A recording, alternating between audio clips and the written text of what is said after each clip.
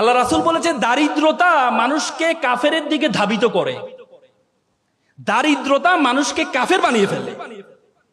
তো সুতরাং আমরা বলি, আমরা সবসময় এমফেসাইজ করি যে গরিব থাকো, গরিব থাকো, টাকা পয়সা এত লাভ কি, দুনিয়া দুনিয়া করা দরকার না, আখিরাত করো না। ইসলামের যত বড় বড় ইবাদত আছে, সবচেয়ে বেশি বড় ইবাদত গুলো কিন্তু ধনীর জন্য। রোজা, এই তোমার কোরবানি কার জন্য? গরিবের জন্য। হজ কার জন্য? গরিবের জন্য। জাকাত কার জন্য? গরিবের জন্য। কার জন্য? ধনীর জন্য।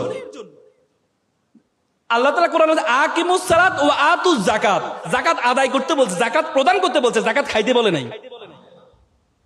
আর আমরা ইসলামটাকে বানায় নিয়েছি যে এটা গরিবের ধর্ম। তোমরা জানো, ব্রিটিশরা যখন আমাদের এই উপমহাদেশে আসছিল, তখন আমরা, এই উপমহাদেশ ছিল পৃথিবীর সপ্তম ধনী দেশ, সপ্তম ধনী দেশ ছিল যখন ব্রিটিশরা আসছে। আর যাওয়ার পথে আমাদেরকে সবচেয়ে ফকিরি দেশে পরিণত করে গিয়েছে। তারা কি করছে? তারা আমাদের শিক্ষা ব্যবস্থাটাকে এমন ভাবে তৈরি করে দিয়েছে, আমাদের শিক্ষা ব্যবস্থায়, আমাদেরকে শিক্ষা ব্যবস্থা পড়ানো হয় যে ছিঁড়া কাঁথায় শুয়ে লাখ টাকার স্বপ্ন কেন দেখো।